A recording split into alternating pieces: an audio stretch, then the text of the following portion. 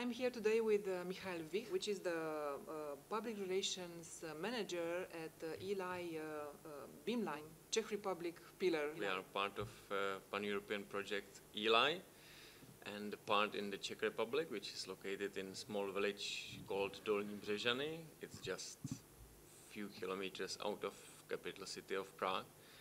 And the pillar is called Eli Beamlines. We are a laser center, the same as Eli here in Romania. And we have 4 lasers.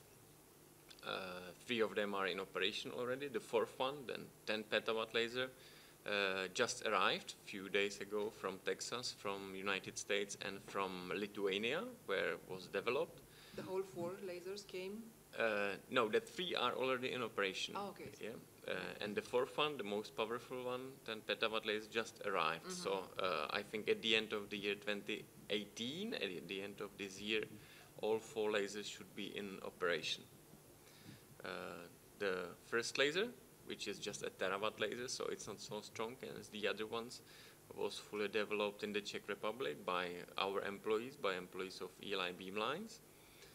The second one is 1 petawatt laser, which was partly developed in the Czech Republic and partly in Rutherford in Great Britain.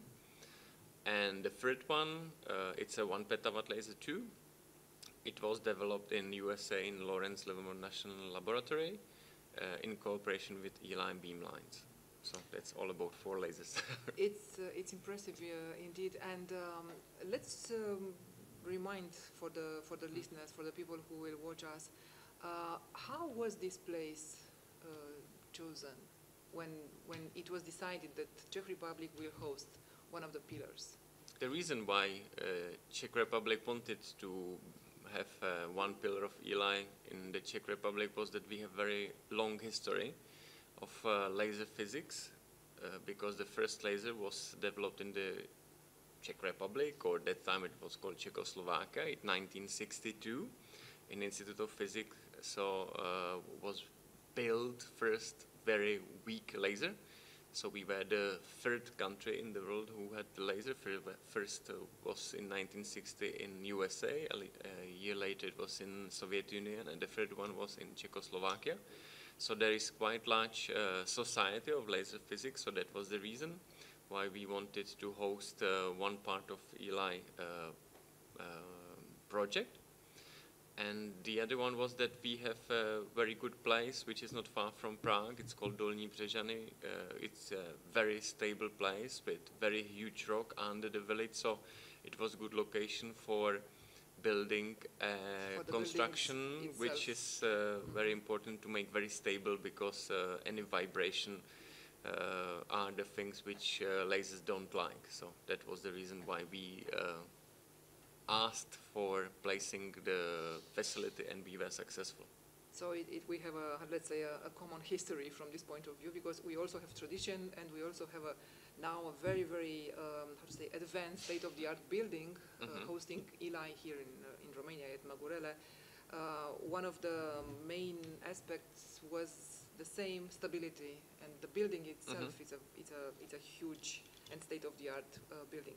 Coming back to Eli Beamlines, so what kind of experiments will be taken when Eli Beamlines will be operational?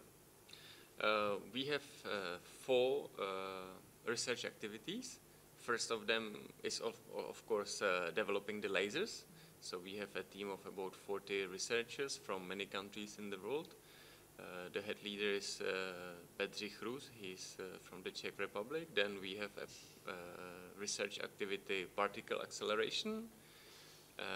Then we have biomedicine, of course, because it's a very important part, is a proton therapy. So we are developing some new methods of proton therapy with a medical proton center, which is located in the center of Prague. So we have some close cooperation with them. And of course we have a material research program. So all these programs will end up with how to say, solutions for the society, because in the end that's what we are looking at. Of course, fundamental research is very, very important, but from here we can also have some results, some practical results. Of course, some results are very close, some are going to be developed or discovered maybe in far future. It's very difficult to say. But proton therapy is a project which is very interested for general public and for the commercial sphere as well, because there is the idea to prepare some new ways of proton therapy, and it's good way for the cooperation between Eli Beamlines and the companies who would be able to commercially produce the lasers in the future for the hospitals all around the world. Yes, that's one of the aspects we should stress, that again there are practical, very, very important societal applications from all these activities, and having this in mind, it would be interesting to find out how familiar is the general public in Czech Republic with the research, generally speaking, but mainly with Eli-related research.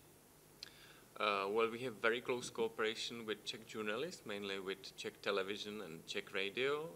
There is quite large department of science in Czech television, so we communicate with them very often, and there are several special scientific and research programs on television and Czech radio as well.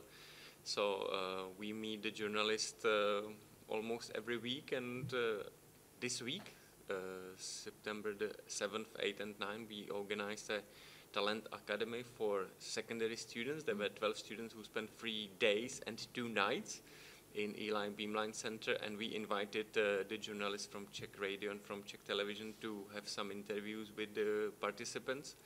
And I think it was a very interesting program for the general public to hear that we are organizing the educational events for young people who one day could be researchers and could be our employees. And I think it's very important just to show to students and pupils that science is very interesting industry, or it could be very interesting job as well. So that's we are doing these educational events as well. Science is a very amazing endeavor.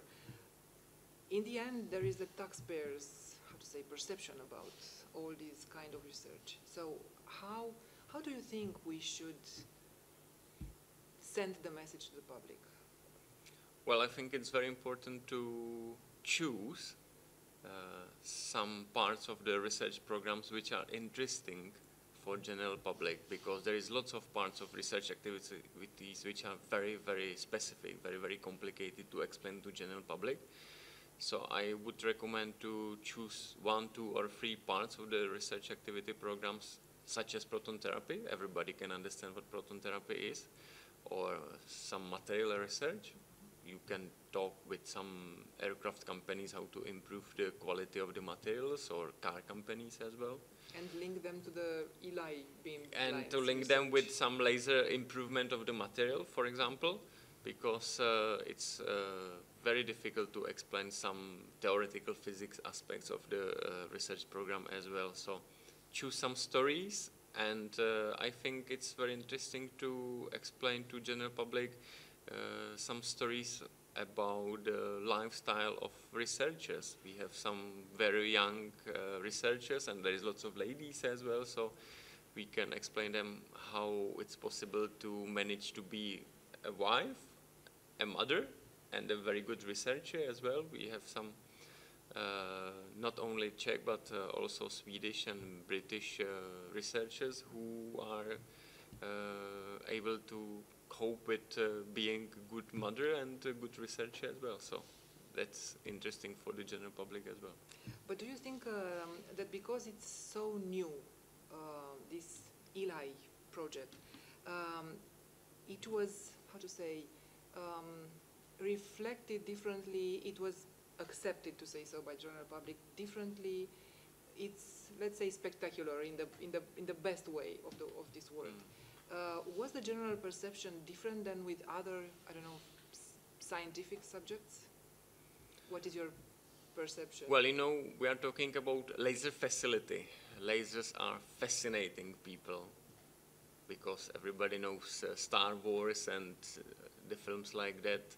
So I think lots of people is interested in lasers, and lasers are everywhere around us. In the morning when you wake up, you are using the lasers when you are making coffee, and when you want to use a public transport, you are using the lasers again because you want to press your ticket in the machine. So I think general public was interested in this project a lot because it's a huge project. Lots of money is being spent or was already spent. And on the other hand, lasers are the future. So I think that lots of people just understand that European Union and the nations like Czech, Hungarian, Romanians, they have to spend some money on the research in lasers because the industry can be developed by this research quite rapidly and quite enormously in very short time. Mm-hmm. And maybe one of the messages could be that all these three countries, former communist countries, which has, how to say, a kind of common past, very strong scientific communities during all those years, can also have a word to say, can also play a role, an important role in worldwide science, actually. Yeah, that's true, because we have almost or very the same similar history, the communist regime by all that free states.